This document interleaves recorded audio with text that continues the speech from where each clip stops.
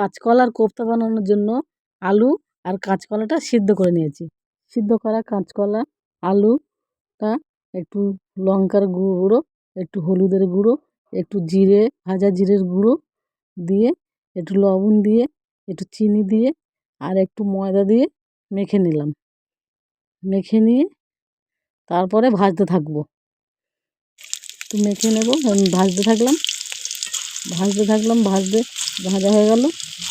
এগুলো ভাজা হয়ে গেলে উঠিয়ে নিলাম, নিয়ে তারপরে আলু ভাজতে থাকলাম। আলুটা ভেজে নিলাম, একটু নুন দিলাম, একটু হলুদ দিলাম, আলুটা ভেজে নিলাম, লাল লাল করে ভেজে তুলে নিলাম।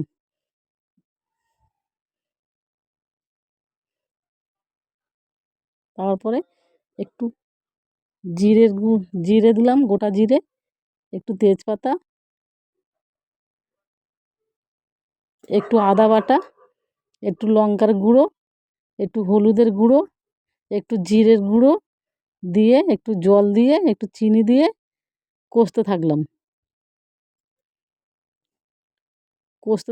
তারপর তেল ছেড়ে গেলে জল দিয়ে দিলাম। জল দিয়ে এবারে কষাতে থাকলে মশলাটাকে ভালোভাবে কষিয়ে নেওয়া হচ্ছে। এরপরে ভেজে রাখা যে আলু ছিল, আলুগুলো মশলার সাথে ভালো করে কষিয়ে নিতে হবে। মশলার সাথে আলুগুলো ভালো করে কষিয়ে নিয়ে তারপর জল দিয়ে দিতে হবে। ওর মধ্যে কলার কোপ্তাগুলো দিয়ে দিতে হবে। কাঁচকলার যে ভাজা কোপ্তাগুলো বানিয়ে রেখেছিলাম সেগুলো দিয়ে দিলাম।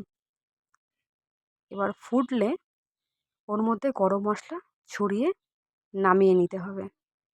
এরপর আমাদের কলার কোপ্তা রেডি।